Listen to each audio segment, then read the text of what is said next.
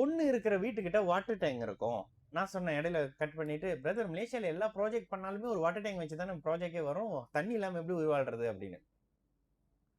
அதுக்கப்புறம் நானும் சொல்லும்போது, இவ்வளவு சொல்லிட்டாரு, அட்ரஸும் சொல்லிட்டேன், நேரா போய் கைப்பிடிச்சு கூட்டு வந்துடலாமே பிரதர் அப்படின்னு கேட்டேன். வணக்கம், நான் உங்கள் விக்கி ப்ரோஸ். நமக்கு எண்கணி ஞானத்தையும் வேத ஜோதிட ஞானத்தையும் ஆன்மீக ஞானத்தையும் வழங்கிய அனைத்து குருமார்களுக்கும் நன்றி. என்ற அதே வேளையில் இது ஒரு ஜோதிட விளக்க வீடியோ. விருப்பம் உள்ளவர்கள் தொடர்ந்து பார்க்கலாம். நமது Vicky bros astrology YouTube, TikTok, Facebook, Instagram அனைத்து சோஷியல் மீடியாவையும் ஃபாலோ பண்ணியிருக்கக்கூடிய அனைத்து தோழிகளுக்கும் நமது நன்றிகள். இப்போ கொஞ்ச நேரம் பார்த்த ஒரு ஜாதகம், ஆக்சுவலி நானும் நினச்சிக்கிட்டே இருந்தேன், இந்த ஒரு தனி நபருடைய ஜாதகத்தை நம்ம இன்னும் எக்ஸ்பிளைன் பண்ணாமலே இருக்கிறோமே, ரொம்ப நாள் ஆச்சு, ஒரு நல்ல ஒரு எதிர்பார்க்குற மாதிரி ஒன்று இருந்தால் நல்லா இருக்குமேன்னு இருக்கிறப்ப இன்னைக்கு மார்னிங்கில் வந்த ஒரு ஜாதகம் ஜாதகருக்கு 29 வயசு. இதை தவிர்த்து ஏன் அந்த 29 வயசுன்ற வயதை நான் மென்ஷன் பண்றேன் அப்படின்னா, இந்த இடத்துல அந்த வயது அவருடைய திருமண வாழ்க்கை, திருமண அமைப்புகளுக்கு வந்துருச்சு அப்படின்ற மாதிரியான ஒரு விஷயம். சரி, ஜாதகத்தை எடுத்துட்டோன்னே வழக்கம் போல பலன் சொல்றோம். தனுசு லக்னம், 2இல் குரு, 3இல் கேது, 4இல் சனி, குருவோட பரிவர்த்தனை, 7இல் சந்திரன், 8க்கு 12ல மறைஞ்சு 7இல் சந்திரன், ராசி லக்னத்தோட சந்திரனுடைய தொடர்பு, 9ஆம் இடத்துல ராகு, 11ஆம் இடத்துல சூரியனும் புதனும், 12ஆம் இடத்துல சுக்கிரனும் செவ்வாயும். இதுதாங்க ஜாதகத்தினுடைய அமைப்பு. இப்போ நடந்துகிட்டு இருக்கிறது சனி தசையில ராகு புக்தி. எடுத்த உடனே லக்ன கன்ஃபர்மேஷன் பண்றேன், எல்லாம் சொல்றேன். தந்தையோட அமைப்பு கொஞ்சம் டிஸ்டர்பா இருக்குது என்னன்னா, ஆமான்னாரு. ஜூலை வரைக்கும் இப்படித்தான். அது பர்டிகுலரா வேலை சம்மந்தப்படுறதும் சரியா நல்லா இல்லை அப்படியே சொல்லிக்கிட்டே வந்த பிறகு அடுத்த இடத்துல கல்யாணம் பத்திலாம் பேச்சு எடுத்துறாதீங்க. கல்யாணம் உங்களுக்கு புதன் தசை சுயபுக்தி 2029 ஜனவரி 30ஆம் தேதிக்கு பிறகு தை மாதத்திலே கல்யாணம் நடந்துரும். 7ஆம் அதிபதி 11ஆம் இடத்துல இருக்காரு என்ற காரணத்தினால இப்படித்தான் சொல்லுவேன். ஜாதகம் பார்க்க வர என்கிட்ட பார்க்குறவங்களுக்கு நான் இப்படி தாங்க பலன் சொல்றேன். எப்படியா இப்படி பலன் சொல்றீங்கன்னு கேட்டீங்கன்னா, அப்படியே ஒரு ஆர்டரா சொல்லிட்டு எப்போ இதுன்ற விஷயத்த சொல்லிட்டு, இப்போ சொல்லுங்க நீங்க என்ன கேட்கணும்னு. அண்ணன் சமீபத்தில் வெளியில ஒரு ஜாதகம் பார்த்தாங்க. ஜாதகம் பார்த்த உடனே என்னோட ஜாதகத்தை பார்த்துட்டு, இவருக்கு கல்யாணம் ஆனோடனே முதல் மனைவி இறந்துருவாங்க, 2வது வாழ்க்கை தான் நிரந்தரமா இருக்கும், முதல் மனைவி இறந்து போயிடுவாங்க. ஆமாங்களா? வேற என்ன சொன்னாங்க? அதுக்கு 2500 வெள்ளிக்கு ஒரு பூஜை பண்ணணும். அப்போ எனக்கு அதெல்லாம் நம்பிக்கை இல்லைண்ணே, ஏன்னா என்னோட அக்காக்கும் அதெல்லாம் பண்ணாங்க, அக்கா ஆல்ரெடி டிவோர்ஸ் ஆயிட்டாங்க அப்படின்னு சொன்னாரு. சரி, அப்புறம் இன்னும் அதிசயமான பிரம்மாண்டமான பிரமிக்கத்தக்க சில விஷயங்கள்லாம் சொன்னாங்க. என்ன சொன்னாங்க அப்படின்னா, பொண்ணுடைய பேரு இந்த பேரா இருக்கும், பொண்ணுடைய ராசி இந்த ராசியாக இருக்கும், பொண்ணுடைய நட்சத்திரம் இந்த நட்சத்திரமாக இருக்கும், பொண்ணு நீங்க இருக்கிற இடத்துல இருந்து 3 மணி நேரம் டிஸ்டன்ஸ்ல தான் இருப்பாங்க, பொண்ணு இருக்கிற வீட்டுக்கிட்ட வாட்டர் டேங்க் இருக்கும். நான் சொன்னேன் இடையில கட் பண்ணிட்டு, பிரதர் மலேசியால எல்லா ப்ராஜெக்ட் பண்ணாலுமே ஒரு வாட்டர் டேங்க் வச்சு தானே ப்ராஜெக்டே வரும், தண்ணி இல்லாம எப்படி உயிர் வாழ்றது அப்படின்னு. அதுக்கப்புறம் நானும் சொல்லும்போது, இவ்வளவு சொல்லிட்டாரு, அட்ரஸும் சொல்லிட்டேன், நேரா போய் கைப்பிடிச்சு கூட்டு வந்துடலாமே பிரதர் அப்படின்னு கேட்டேன். ஆமா தானே, பொண்ணோட பேர் தெரியுது, பொண்ணோட லொகேஷன், பொண்ணோட இருக்கிற எந்த திசையில இருக்கிறாங்கன்னு தெரியுது, வாட்டர் டேங்க் வரைக்கும் தெரியுது, வாட்டர் டேங்க்ல இருந்து கொஞ்சம் வாக்கிங் டிஸ்டன்ஸ்ல தானே வீடு இருக்கணும், அந்த வீடு ஏன் தெரியல அப்படின்னு. அட்ரஸும் கொடுத்தாக்கா அப்படி நீங்க போய் கையோட பிடிச்சி கூட்டு வந்துடலாமே பிரதர் அப்படின்னு.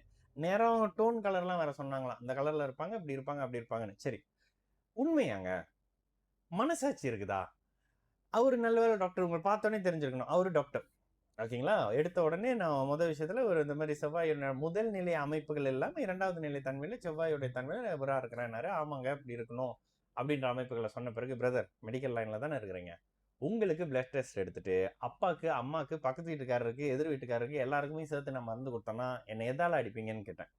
சைலண்டா இருந்தாரு. அதே விஷயத்தை எடுத்துதான் நீங்க அந்த ஜோதிடரையும் அடிச்சிருக்கணும். ஏன்னா அந்த ஜோதிடர் இதுல என்னன்னா, ஜாதகத்துக்கு செவ்வாய் தோஷம் வேற இருக்குதான். லக்னத்துக்கு 12ஆம் இடத்துல இருந்தா அந்த செவ்வாய் கண்டிப்பா 7ஆம் இடத்தை பார்ப்பாரு. ஆனா இந்த பார்வை மங்கள யோகம்ங்க. அது சுக்கிரனுக்கும் மங்கள யோகம், செவ்வாய்க்கும் பிருகு மங்கள யோகம், சந்திரனுக்கும் சந்திரமங்கல யோகம் தான். ஓகேங்களா?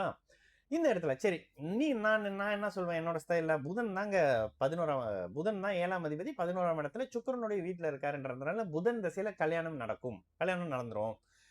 அதற்கு பிறகு ஜென்மசனி நேரத்துல சரியா 6ஆம் அதிபதி சுக்கிரன் வராருன்றதுனால பெண்கள் வழியில கொஞ்சம் சலசலப்பை 2032ல ஏற்படுத்துவாரு. புதன் தசை சுக்கிர புக்தியில சலசலப்பு ஏற்படும். அதுக்கு பிறகு அதுவே ஒரு அளவுக்கு சரியாகவும் ஆயிரும். ஏன்னா திரும்ப புதன் தசையில சூரியன் புக்தி 11ஆம் இடத்தோட இருக்கிறனால அப்படி இப்படின்னு சரியாயிருவீங்க. ஜென்மசனி மட்டும் கொஞ்சம் டல்லா இருக்கும் பிரதர். செவ்வாய் வந்து மங்கள யோகத்துல இருக்காரு. சில கிரகங்களுக்கு செவ்வாய் வந்து கெடுதல் செய்ய மாட்டாரு லக்னங்களுக்கு. அந்த இடத்துல இப்போ பாத்தீங்கன்னா செவ்வாய் 5ஆம் அதிபதியா இருக்கிறாரு. 12ஆம் இடத்துல இருந்தாலும் ஆட்சியா இருக்காரு. குரு நீச்சமாக இருந்தாலும் சனியோட பரிவர்த்தனையா இருக்காரு. இதெல்லாம் ஒரு மாதிரியான பலம். இப்ப அடுத்து நீங்க ஜூலைக்கு பிறகு வேலை மாற்றம், வீடு மாற்றம், இந்த மாதிரியான சில விஷயம்னா எல்லாத்துக்கும் ஆமா ஆமா ஆமான்னு சொன்னாருங்க. இப்ப என்னுடைய கேள்வி என்ன அப்படின்னா, உண்மையிலேயே இந்த ஜாதகத்துக்கு 7ஆம் பாவகம் கெட்டு போயிருக்கா அப்படின்னு பாத்தீங்கன்னா, ராசிக்கு 7ஆம் பாவகத்தை சனி பாக்குறாரு. லக்னத்துக்கு 7ஆம் பாவகம் இயல்பாக இருக்கு. அட்டமாதிபதியின் இருப்பால் இருக்கு. ஆனா அட்டமாதிபதி 8க்கு 12ல மறைஞ்சிருக்கிறாரு. அப்ப 7ஆம் பாவகம் சுபத்துவமா வந்துருது. லக்னத்துக்கும் ராசிக்கும் 7ஆம் பாவகம் ஒரு வகையில சனி ராசிக்கு 7 பார்த்தாலும் சுபத்துவம்னு வந்துருது. மிக முக்கியமான சுக்கிரன், காரக சுக்கிரன், காமத்தை தாம்பத்தியத்தை கொடுக்கக்கூடிய சுக்கிரன் அருமையான மங்கள யோகத்துல தனக்கு பிடிச்ச 12ஆம் இடத்தோட தனக்கு பிடிச்ச ஃப்ரெண்டோட கூட இருக்கிறாரு. கூடுதலாக சந்திர அதியோகத்துல இருக்காரு. இதெல்லாம் ஏன் இந்த ஜோதிடர்களுக்கெல்லாம் தெரிய மாட்டேங்குது? கேட்டாக்கா எல்லாம் தெரிஞ்ச மாதிரி பேசுறான்றீங்க. இதுதானே இத பொது வெளியிலே போடுறேன். நீங்களும் அந்த 2500 வெள்ளிக்கு அவர் சொன்னாரு 9 விதமான இதெல்லாம் வச்சாங்க. வாழை மரம் வச்சு அப்ப வாழை மரத்துக்கு தாலிலாம் கட்டணும். அதுக்கு ஒரு தாலி வேற வாங்கி கொடுத்தோம் கோல்டுல அப்படின்லாம் சொன்னாரு.